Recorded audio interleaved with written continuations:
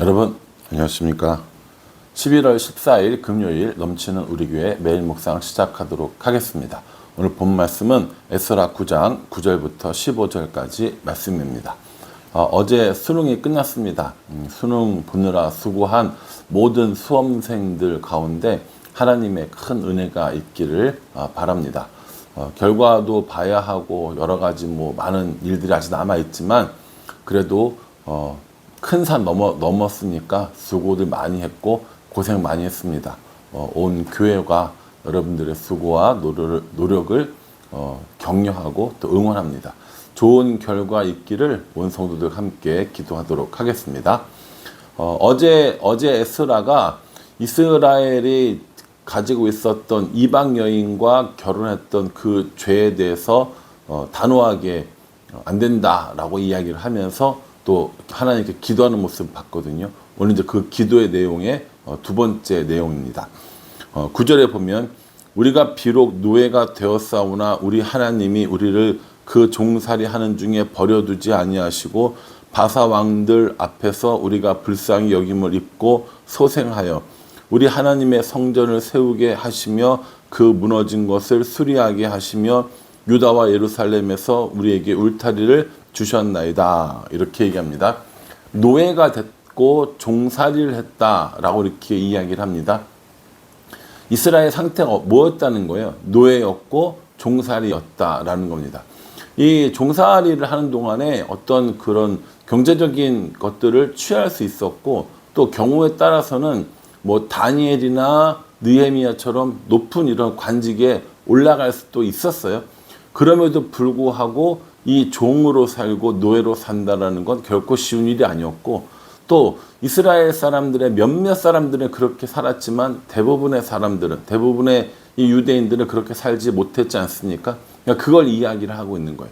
노예로 살았고 종살이를 했지만 하나님이 어떻게 해주셨냐면 여기에 몇 가지 주목해 볼 만한 단어들이 나오는데 버려두지 아니하시고 소생하여 세우게 하시고 수리하게 하시며 울타리를 주셨나이다. 이렇게 이야기하는 것을 볼 수 있습니다.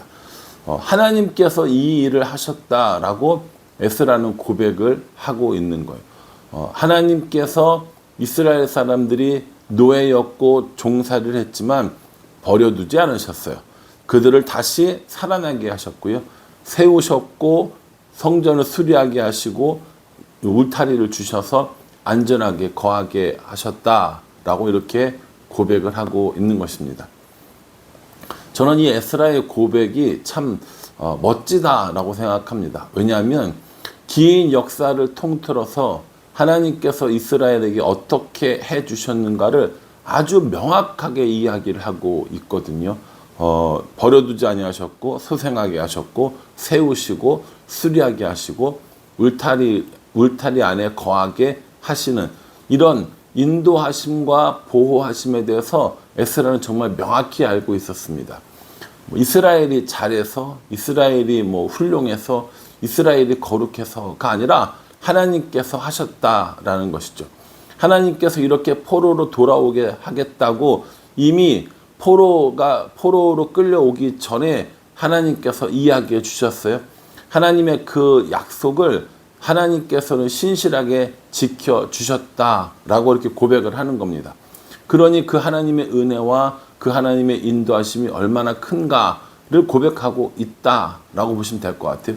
근데 문제는 뭐냐면 하나님께서는 이렇게 신실하게 약속을 지키시는데 이스라엘 사람들은 어떤 모습을 하고 있냐는 거죠. 10절에 보면 우리 하나님이여 이렇게 하신 후에도 우리가 주의 계명을 저버렸사오니 이제 무슨 말씀을 하오리까 이렇게 얘기합니다. 이 에스라의 지금 마음 어떤 거예요? 정말 한탄스러운 거예요. 너무 한탄스러운 거예요. 왜냐하면 하나님께서 노예와 종살이를 하던 자신들을 이렇게 예루살렘으로 회복시켜 주셨는데 돌아오게 하셨는데 여전히 하나님께서 주신 계명들을 어기고 있는 거예요. 하나님께 불순종하는 삶을 여전히 살고 계신 거예요. 하나님께서는 약속을 지키셨어요. 그런데 그 약속의 상대방인 이스라엘 사람들 혹은 우리들은 여전히 그 약속을 지키지 못하며 살아가고 있는 거죠. 주의 계명을 저버리고 살고 있다. 이렇게 얘기하는 겁니다. 그러면서 이 에스라가 어떤 부분을 가장 강하게 이야기하냐면 이방 여인들과 결혼한 이 부분을 가장 강하게 이야기합니다. 13절에 우리의 악한 행실과 큰 죄로 말미암아 이 모든 일을 당하였사오나 우리 하나님이 우리 죄악보다 형벌을 가볍게 하시고 이만큼 백성을 남겨주셨사오니 이렇게 얘기하거든요. 하나님의 은혜가 크다는 건 안 크다는 거예요. 크다는 거죠. 근데 14절에 우리가 어찌 다시 주의 계명을 거역하고 이 가증한 백성들과 통혼하오리까. 그리하면 주께서 어찌 우리를 멸하시고 남아 피할 자가 없도록 진노하시지 아니하시리까. 이렇게 얘기합니다. 그렇게 은혜를 베푸시고 이만큼 백성이 남게 해주셨는데 어떻다는 거예요? 이 가증한 백성들, 이방 백성, 이방 여인들과 결혼하게 되었다라는 것이죠. 하나님께서 이 애굽에서 탈출하고 가나안 땅으로 들여보내실 때 금하신 것들 중에 하나가 뭐냐면 이방 여인들과 혹은 그 아들들과 결혼하지 말라는 거예요. 이방인들과 섞이지 말라는 겁니다. 이건 단순히 민족적인 정체성을 이야기하는 게 아니에요. 신앙적인 순수성을 보존하라라고 이야기하는 겁니다. 왜냐하면 그 당시에 모든 민족들은 자신들이 섬기는 신들이 있었단 말이에요. 그래서 전쟁도 신들의 싸움이라고 여러 번 말씀드렸지 않습니까? 그래서 이 결혼할 때 그들이 믿는 신들도 가지고 오는 거예요.